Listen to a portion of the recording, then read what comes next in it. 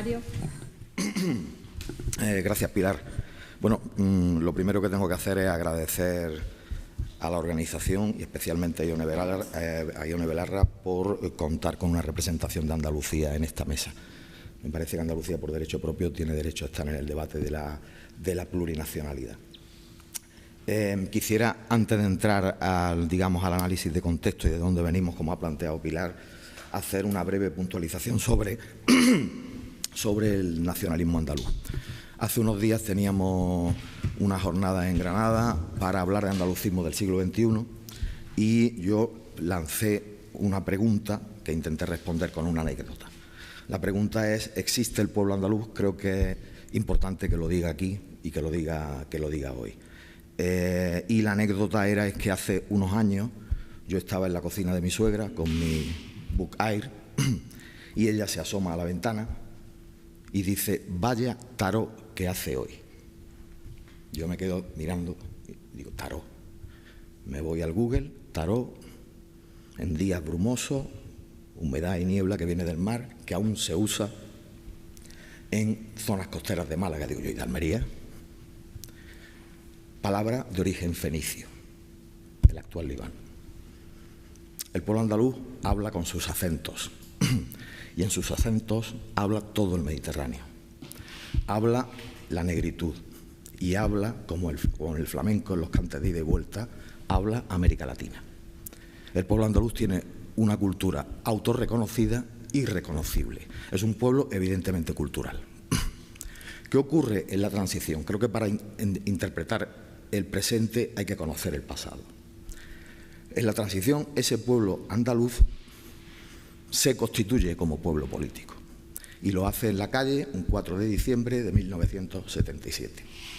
El pacto de la transición respondía a tres variables: la consolidación de la corona como el todo atado y bien atado en un contexto de crisis económica, la primera crisis del petróleo en 1973, que la clase trabajadora pagase los efectos de la crisis, qué idea tan novedosa, y por último que la territorialidad del Estado se configuraba con 3 gobiernos autonómicos, Cataluña, Euskadi y Galicia, porque se había aprobado sus estatutos antes del golpe de Estado del 36, cuando el de Andalucía iba a ser aprobado en septiembre del 36.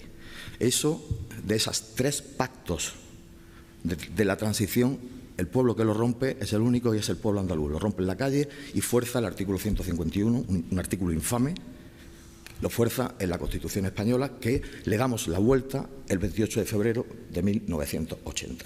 Esto lo reflejó Carlos Cano en un tema a posteriori que decía: de la capital del reino, maletín, capa y sombrero, vinieron a tomarnos el pelo y el plumero se les vio.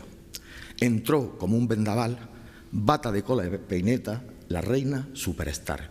Creo que esto quiere decir que con Andalucía, en este debate y para el futuro, que ahora comentaré los puntos de conexión que son muy fuertes de lo que habéis planteado, Andalucía podríamos ser el país 16 o 17 de la Unión Europea por tamaño o población, es relevante en este tema. Y políticamente ninguna fuerza política que tenga carácter plurinacional y de Estado puede no reconocer Andalucía en el contexto plurinacional, porque es que si no, no vamos a ningún sitio.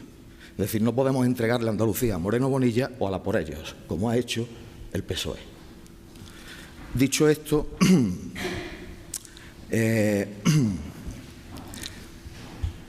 voy a entrar un poco al análisis de contexto, que ya se ha apuntado aquí alguna dirección, y que al mismo tiempo intento responder a la pregunta de por qué el federalismo, por qué el confederalismo.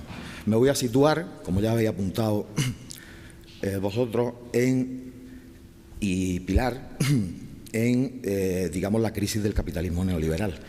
Una primera fase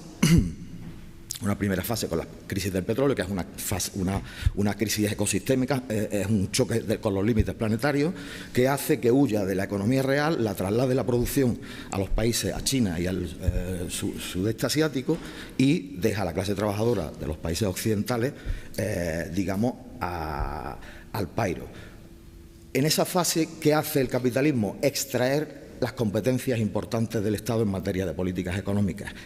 sacar las políticas económicas y las políticas de los bancos centrales y llevárselas fuera. Esto deriva en Maastricht, en Europa. La segunda fase, que es la que deviene consecuencia de la primera, es la crisis de 2008, que deriva en España en el 15M y la derivada catalana del proceso. Resumiendo, para no extenderme demasiado, en esa fase se hace que la crisis la paguen igualmente la clase trabajadora. Es una fase dolorosísima. Desahucios, paro altísimo. Andalucía es la que más sufre en estos aspectos. Y aquí quiero decir que hay una conexión directa entre la reforma del artículo 135 de la Constitución española, el 155 y la ley Mordaza. Es decir, el Estado reacciona represivamente y centralizando, que es a donde quiero llegar. Porque desde la transición hasta ahora lo que ha habido siempre son procesos de centralización del poder potenciados por el capitalismo neoliberal. Y estamos en una tercera fase que yo digo que es una fase en la que lo quieren todo el tiempo. Es decir, van a por la democracia. Es la frase que Raúl Sánchez Cedillo denomina fase de régimen de guerra. Es decir, aquí lo quieren todo el tiempo, van a por la democracia. ¿Y qué quiere decir esto? Que van a centralizar el poder, se está viendo en la Unión Europea, en un determinado punto para que el capitalismo negocie solamente o imponga solamente a través de un punto concreto. Consecuencia, cualquier alianza que podamos tener las izquierdas plurinacionales, más o menos soberanistas, ha de tener en cuenta que nuestro problema táctico y estratégico es ir contra el centralismo.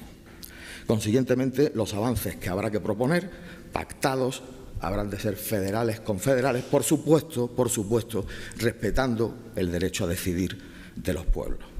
Por supuesto, por supuestísimo. Yo creo que este es lo que quería traer aquí ahora, el vínculo entre centralismo y destrucción de la democracia y el vínculo entre pactos, alianzas, federalismo, que al fin y al cabo es una cuestión de confederalismo, es una cuestión de graduación, y avance y profundización democrática. Es imprescindible una alianza estratégica entre los pueblos, con sus actores políticos. Entonces yo no me lo voy a dejar para el final, lo voy a lanzar aquí ya. Yo creo, independientemente del contenido, que es discutible, pero yo creo que lo que necesitamos es un pacto entre pueblos, no el pacto entre élites de la transición. Lo habéis apuntado con mayor o menor intensidad quienes habéis intervenido antes. Ir contra esto es ir también contra el bipartidismo o contra el bipartidismo imperfecto. Hasta ahora, ¿qué ha ocurrido? Que la derecha vasca y la derecha catalana, según en qué momento, ha prestado ayuda a las élites madrileñas. Y lo que se ha producido siempre es un pacto de las élites económicas madrileñas conectadas con el mundo capitalista, con las élites vascas y catalanas. Un pacto que afecta también a sus propios pueblos y que afecta, por supuesto, al resto de pueblos del Estado. Quiero decir, Andalucía es la principal afectada de este pacto. ¿Por qué? Porque se nos acusa de ser una comunidad subsidiada cuando en realidad somos un pueblo expoliado. Expoliado de capital humano, no quiero recordar la emigración, expoliado de capital ambiental dedicado al turismo y a la construcción y expoliado de capital económico. Uno va por las calles de Andalucía y salvo Unicaja, que es la sexta por orden, lo que se encuentran son bancos con sede social fuera de Andalucía y sedes operativas fundamentalmente en Madrid y en Barcelona. ¿Vale? Con esto quiero terminar aquí el análisis porque podría aportar algunos datos más que son verdaderamente contundentes. Bueno, pediría ahora que el vídeo del compañero Gerardo Visarello